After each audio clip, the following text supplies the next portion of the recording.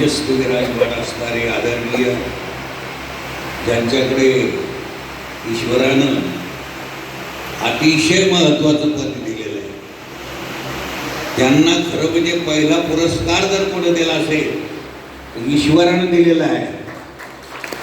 तो पुरस्कार म्हणजे कोणता? गॉड गिफ्ट म्हणजे तुम्हाला मला सगळ्याला दिलेला पुरस्कार म्हणजे तुम्हाला मला मिळालेला हा देह मिळालेला आहे. या देहामध्ये योग्य काय अयोग्य काय याचं निवाडा करण्याचं केंद्र जर कोणतं असेल तर तो म्हणजे हा मनुष्य देह आहे. हा देह आपल्याला मिळालेला आहे. आणि याच्यामध्ये शास्त्र आपल्याला असं सांगतं की गाय माता आजी आहे, हिला माता का म्हणण्यात आली? पृथ्वीलाही माता म्हणण्यात आलेलं आहे. पृथ्वी हे गायीचं स्वरूप आहे. जेव्हा जेव्हा या देशावर पवित्र भूमीवर अन्याय अत्याचार फैलावतो त्यावेळेस गोमाता ही भगवान विष्णूकडे जाऊन प्रार्थना करते की आता तूच आमचा बचाव कर. राहियले यज्ञ बोडिले कीर्तन पळाले ब्राह्मण दैत्या भेणे, अशी ज्यावेळेस अवस्था निर्माण होते त्यावेळेस परमात्माच प्रगट होत असतो. आजचा परमात्मा जर कोणता असेल तर संघ शक्ती कलू युगे, काहीचं रक्षण करण्याकरता हा जो संघ उभा आहे हा परमेश्वरच आहे असं समजायला काय अर्थ. हा प्रगट परमात्मा आहे. गो ही माता आहे. आता काही आमचे जे बांधव आहेत विचारूच नाही, ते ज्या संस्कारात वाढलेले आहेत त्याच्यामुळे त्या विचारांना समजत नाही एवढंच म्हणावं लागेल. जास्त मला काही बोलता येत नाही. समजत नाही एवढंच म्हणता येईल. आमच्याकडे परवाला आहे, ते म्हणे महाराज मी क्लास 1 ऑफिसर आहे, MSc आहे, PhD झालेलो आहे. म्हणजे एवढं मला काही कळत नाही, मी एक अनपढ माणूस जंगलात राहणारा, एवढं तर मला काही ज्ञान नाही. ते म्हणे हे गोमाता भारत माता याला आम्ही अजिबात मानत नाही, देव धर्मशास्त्र याला आम्ही अजिबात मानत. मी आपलं स्तब्ध बसलो. मला काही त्याला उत्तर देता येईल ना. अज्ञानी माणूस, अनपढ माणूस, मला काही बोलता आलं नाही. पण मी उठून गोशाळेकडे गेलो. ते मला म्हणाले महाराज राग आलात काय? ते भाकड गाई सांभाळत काय अर्थ? मी तसं बोलू नका, कानानं ऐका वाटत नाही. गो विश्वस्य मातरम. अरे काय ही सगळ्या जगाची आई आहे. गो विश्वस्य, सगळ्या जगाची आई जर कोण असेल तर गो माता आहे. तेवढे तुम्ही माना, आम्ही मानणार नाही. मी स्तब्ध बसलो. म्हणजे राग आला का? मला असेल तर येईल, नसेल तर कुठून येणार? घागरीत पाणी असेल तर खडा टाकला की वर येईल. तुम्हाला किती चिरडवलं नाही केलं तर राग नाही तर येणार कुठून? असा दुर्बल माणूस आहे म्हटलं मी. म्हणजे मग तुमचं मत काय आहे? मी काहीच बोललो नाही.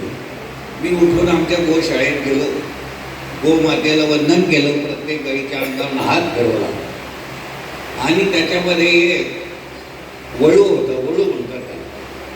कोणी वळू म्हणतात, कोणी कठाळ्या म्हणतात, कोणी सांड म्हणतात. असं का? वळू, सांड आणि कठाळ्या म्हणतात. तर तो कठाळ्या माझ्या बाजूने येत होता तर तो अंगावर धावून आला. मी बाजूला झालो. आमचा गडी पळत आला. त्याला मी विचारलं का रे हे आज विपरीत कसं काय घडलं? गोमाता प्रेमानं उभे राहिल्यासारखं. त्या गोमाता आपल्याच. हा आश्रम म्हणला तो म्हणे तुमचाच. तू म्हणलं म्हणे मी गडी पण तुमचाच.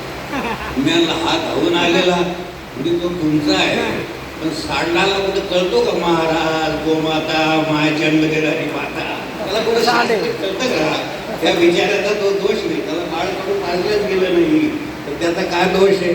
मला वाटतं या यात्रेच्या निमित्तानं तसेही कोणी आमचे बंधू असते तेही दुरुस्त हो आणि त्यांनी देखील गाय पाळण्याचं एवढं धारण करो. प्रत्येक हिंदू धर्माचं कर्तव्य आहे गाईचा सांभाळ करणं.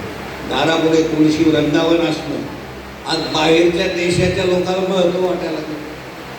तुळशीमध्ये एवढं सामर्थ्य आहे की तुळशीचे रोज जर 5 पानं जर आपण खात गेलो तर चांगले जे वाईट विकार ज्याला आपण म्हणतो ते नष्ट होतात. गयाच्या द्वारापुढे असेल गाय आणि तुळस तर विज्ञानावर होईल कळस. सगळ्यात श्रेष्ठ जर काय असेल तर ही आमची गोमाता आहे. तिचं गोमय पवित्र आहे, तिचं गोमूत्र पवित्र, तिचं दूध पवित्र, किंबहुना ती सर्वच पवित्र. बीपीच्या रोग्यांनी त्याच्या पाठीवरून जर रोज हात फिरवीत गेला तर बीपी संतुलित राहते, हे त्याचं सामर्थ्य आहे. अशी असणारी ही गोमाता, तिचं पालन सगळ्यांनीच करायला पाहिजे. मी आपल्याला जास्त वेळ घेतोय. आपले आदरणीय जी हे बोलणार आहे ते सविस्तर आपल्याला सांगतील. तेव्हा त्या शेणाचंही महत्त्व आहे. गोमय म्हणतात त्याला. ते शेण जर अंगाला लागलं तर त्वचा रोग होऊ शकत नाही. दिंडीमध्ये आमच्या माऊलीच्या सोहळ्यात एक जर्मनची बाई आली होती. तिला त्वचा रोग होता. ती म्हणाली पुष्कळ वैद्य पाहिले, डॉक्टर पाहिले, पण गुण आला. पण ज्यावेळेस एका वारकऱ्याने सांगितलं हा प्रयोग करून पहा, थोडं गोमूत्र पीत जा, सगळ्या पोट साफ होण्यापेक्षा सगळ्या श्रेष्ठ औषध आणि फुकट कोणतं जर असेल तर आमच्या गोमातेचं गोमूत्र आहे. ते गोमय जर अंगाला लावलं तर नीट होईल. तर ती जर्मनची बाई त्या प्रयोगानं ती नीट झाली आहे. संपूर्ण तिचा आधार केला. म्हणजे या देशाकडे पाहून बाहेरचे देश इकडचं अनुकरण करायला लागले. इकडच्या वाऱ्यानं ते सुधारायला लागले, पण तिकडच्या वाऱ्यानं इकडचे इकरायला लागले. ते शेंड्या राखायला लागले, माऊली ज्ञानोबारायाचं भजन करायला लागले. एक जण इंडोनेशियात गेला, एक माणूस भारतातला, म्हणे आमचे राम इथे ऐसा मत बोलो बोले, अदब से बोलो, श्री राम बोलो बोले, श्री राम वो हमारे भी पूर्वज है बोले. ये बीच में हम मुसलमान ये बीच में खेल है, लेकिन हमारे पूर्वज जो है श्री राम जी है बोले, राम जी है. इंडोनेशियातला मुसलमान म्हणून भारतातील लोकांनी सतत व्हावं, जागृत व्हावं. या यात्रेच्या निमित्तानं आमच्या जालन्याला तर सांगणंच नको. पूजनीय डोंगरे महाराजांनी दिल्ली त्याचं वर्णन केलं. मी ऐकलं की जालने जैसा प्रोग्राम अभी तक कोई हुआच नाही. भागवत त्यांचं एक होतं, मी त्यावेळेस शाळेत होतो, जायचं मी ऐकायला. असं तर झालं नाही. केंद्रीय सदस्य या नात्यानं पूजनीय शिंगलजी मला म्हणे आप 2 शब्द बोलू.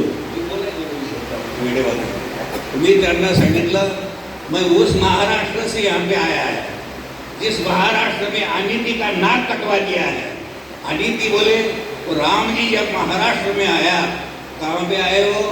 पंचवटी में आए. पंचवटी में आए रघुराई, शूर्पणखा का नाक कटाई, सुरदूषण को मारे राम, जय राम श्री राम जय जय राम. अनिति यहाँ पे पलक नहीं पाती है, ऐसा हमारा जालना है.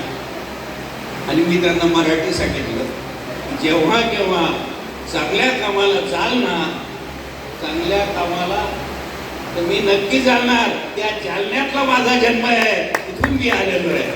म्हणून जालना ही सुद्धा आमची पवित्र भूमी आहे. या पवित्र भूमीत ही यात्रा आलेली आहे.